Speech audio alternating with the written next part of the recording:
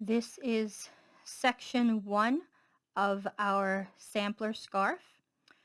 I'm going to show you how we're going to do the cable cast on, which gives this decorative edge. It looks almost like roping.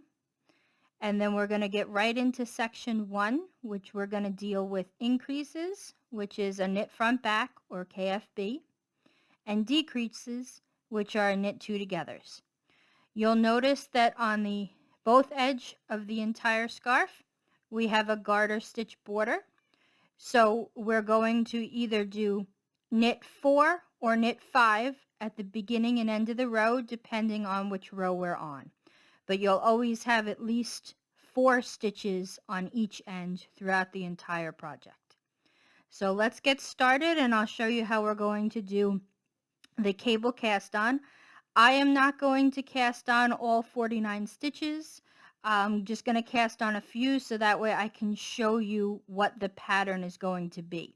Now, I haven't blocked this yet, but you'll see that as we kind of open it up, it makes a nice, almost like eyelets, but not quite. Okay, and that's going to be where we're decreasing and then immediately increasing, and it kind of cinches it and then it goes back out again. So let's go ahead and start our cast on. So the first thing we want to do is we are just going to put a slip knot on our needle. And then we're going to put that on the needle, and we're going to hold this in our left hand. Now we're going to, just for the first stitch, we're going to go into this strand as if we're knitting. We're going to wrap around as if we're knitting, bring it through, and instead of it taking it off the left-hand needle, we're going to make the needles go parallel, and with our left-hand needle, we're going to put it back on that. So you'll see right-hand needle is empty again. Now at this point, don't pull tight, because what we're going to do is we're not going to go into the first stitch. We're going to go between the stitches. So I'm going from front to back between these two stitches. So you see I haven't gone into a stitch, I've gone between them. And we're going to wrap around like we knit. We're going to bring it through like we knit. We're going to make the tips go parallel. And then our left-hand needle is going to go in, take the right-hand needle out, and then if we put the right-hand needle back in, it'll automatically tighten up when we go to wrap around for the next stitch. Whoop. And if it comes off like that did, we're just going to put this one back on. Okay. Insert between the stitches. Wrap around as if you knit, bring it through, and then put it on the left-hand needle. So go between, wrap around, bring it through,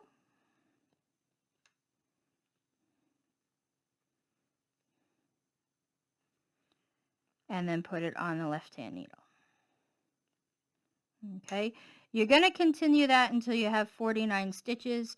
I'm just going to work a few more stitches so that I have enough to show you the next section. Okay, so section 1 is a 4-row repeat, and you're going to repeat rows 1 to 4 a total of 12 times. So the first thing that you're going to do for row 1 is we're just going to knit across. You know how to knit across, so I'm going to come back to you after I've done row 1. And we're actually starting, row 1 is the right side, so that's important to remember. Okay, so I did my row 1. Like I said, this is going to be the right side. If you want to put a marker of some sort on the fabric on this side, just to help remind you that the knit side is the right side, it's going to be the same throughout the whole entire scarf. So now on our wrong side row, remember we have those border stitches, so it says to knit 5.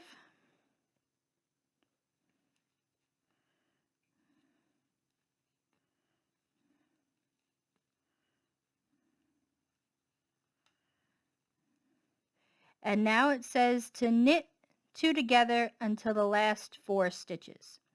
So a knit 2 together, instead of going in to the first stitch, we're going to go into the second and the first stitch, and we're going to treat them as one.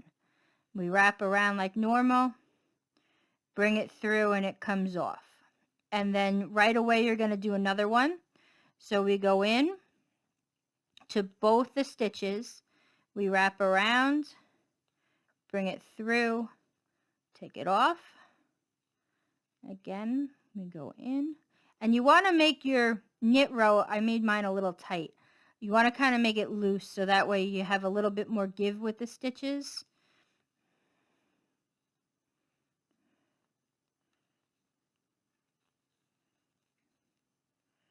And we're just doing knit 2 togethers until we get to the last 4 stitches. So I should have one more.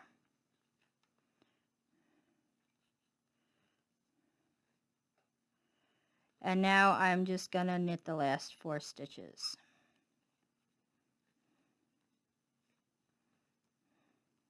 So for this row, your stitch count is going to change. You go from having 49 stitches to 29 stitches. Okay? So this is pretty much what it looks like. Now your next row, we're going to add back all those stitches that we took away. So again, we're going to knit the first 5.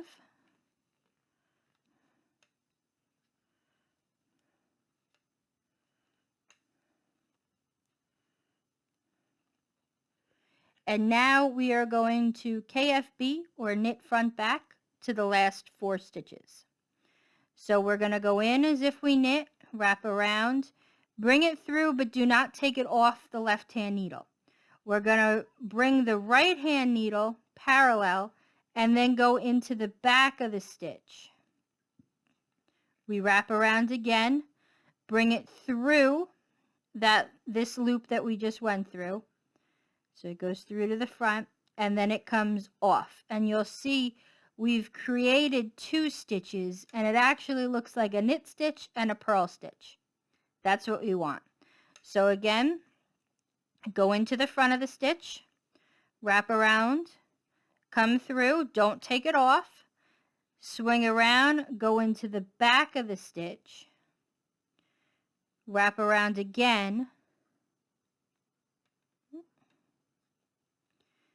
and then bring it through. And then off.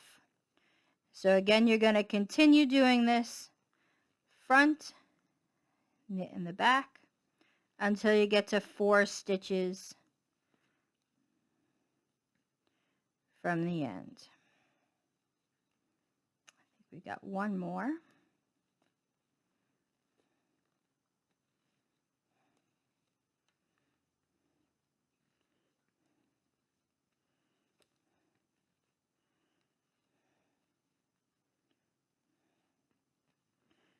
Okay, so we are back to our original stitch count, and now we are going to work our last row, which is going to be a purl row. So again, we're going to knit the first 4,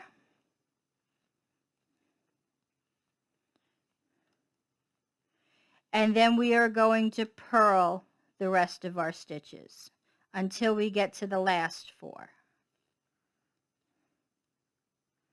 So I'll go ahead and I'll purl this row, and then we'll take a look at what this section looks like. Okay, so if we flip around to our right side, you'll see that we've kind of made like a bump ridge, and that is exactly what we want to look for. Okay, you're going to repeat this 11 more times for a total of 12 times, and then we are going to move on to section 2. So 2 things to remember: keep track of where your right side is, and then row 2 we decrease stitches, and then row 3 we add them back. So after row 3, it's a good idea to count your stitches before you move on to row 4. That way you'll know if you have the correct amount, because we want to get back to our original stitch count. And I will show you section 2 in the next video.